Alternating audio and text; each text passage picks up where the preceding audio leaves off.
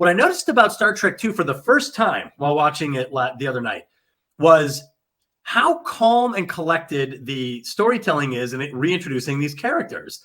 They're not really doing much. They're doing a simulator. Kirk's got a desk job. They're very calm about it. And it's very patient and very disciplined on the part of the storyteller to not overplay their hand on the reintroduction of the characters, especially with a reboot in the look and feel of Starfleet. The characters are kind of doing rather mundane things for the first 20 to 30 minutes of Star Trek.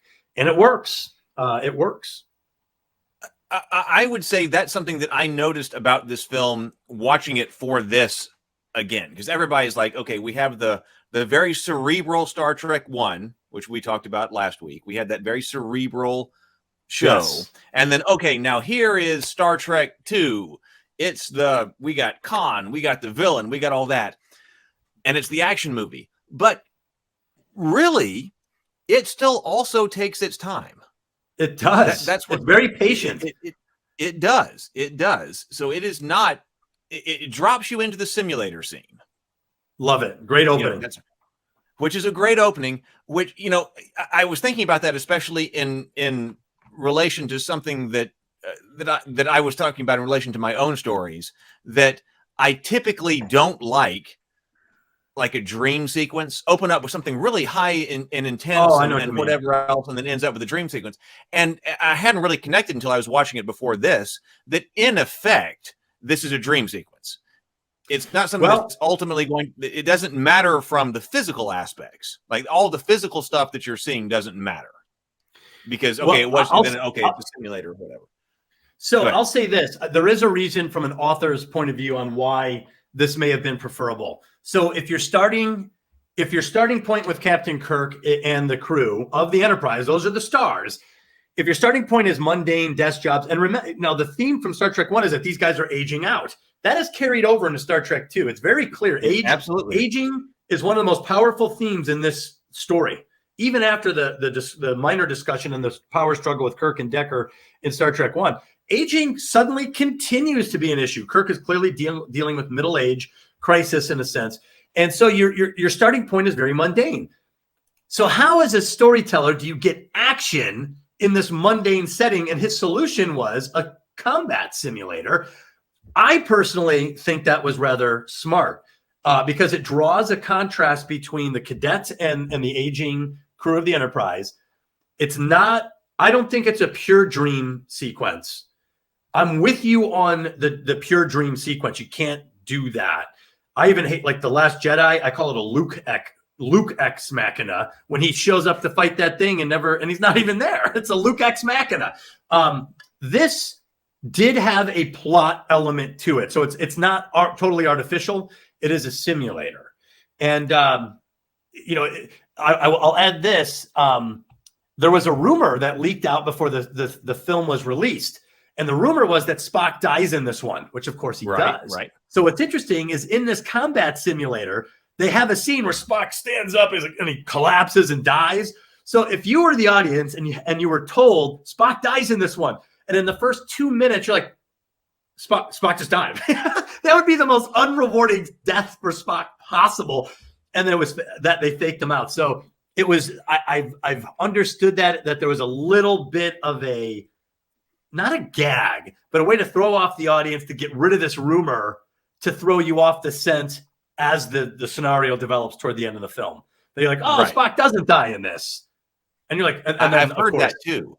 Yeah. And actually, when I was watching some of the commentary, I don't know why I didn't pick up on this before, because I have watched the commentary before, that it was that Gene Roddenberry himself leaked it.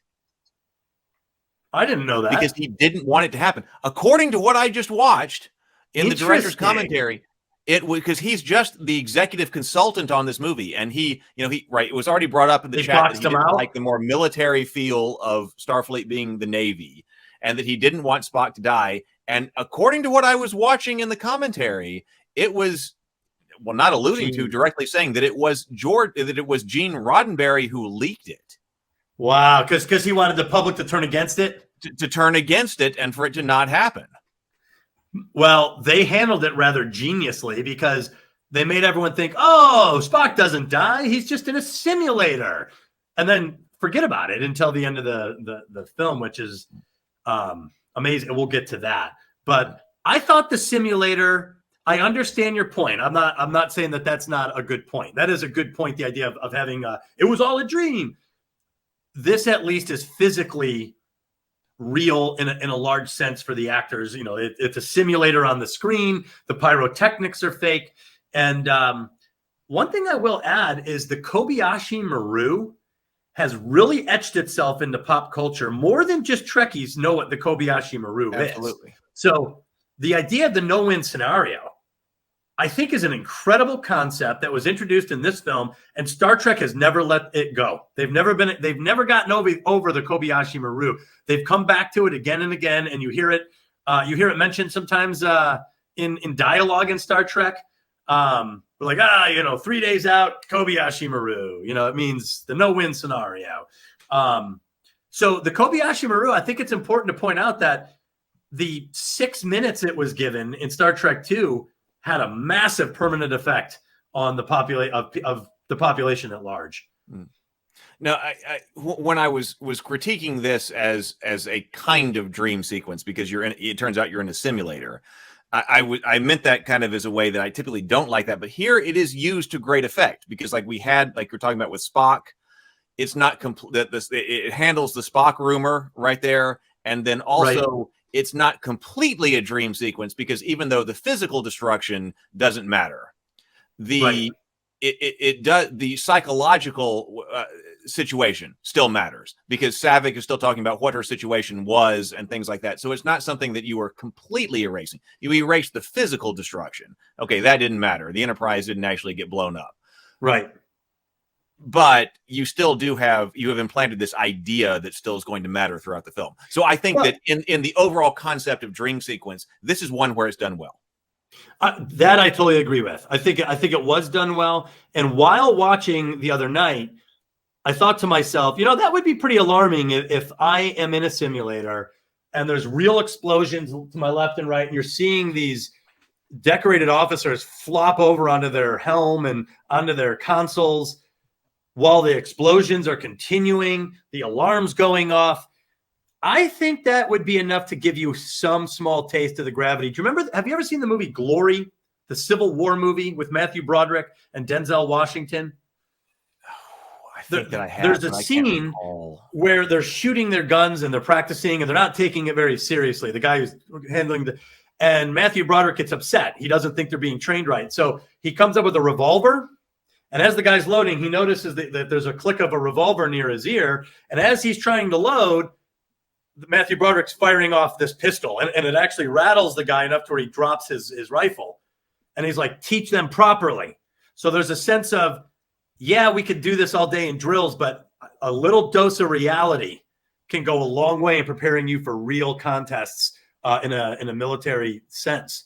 And I actually wanted to point out, Piano TM mentioned something that, although Roddenberry was against the idea of the military or Starfleet looking militarized, it works for this film because, and we can get into this more, but there is a conflict between science and the military. And I think that contrast is drawn very clearly in the dialogue. David Marcus, Carol Marcus, scientists have always been pawns of the military. The fact that Starfleet looks a little bit more like a military operation gives a little weight to those to that conflict and that theme that they have running. I think that was a good point. So we were just talking about the simulator sequence. There was something about the last thing I was going to say about that, which references the newer movies, which is again just to emphasize their terribleness. When you hear in this, which is later on, about how Captain Kirk solved the Kobayashi Maru. Yes. I never thought that it was like how it's one of those situations where when you show it, it loses its majesty.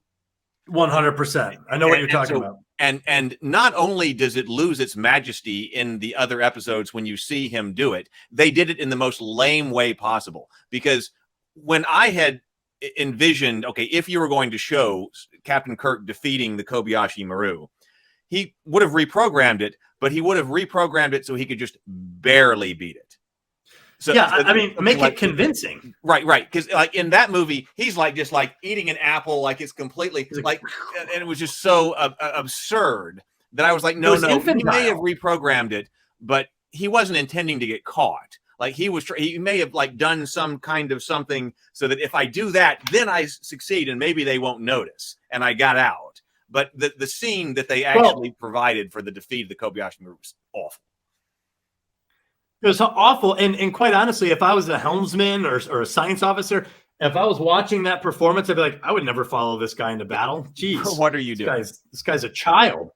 Yeah. I mean, Kirk is commanding. In my opinion, I read some article the other day that ranked the top 12 captains in Star Trek. Kirk was number 11 out of 12. It was a joke.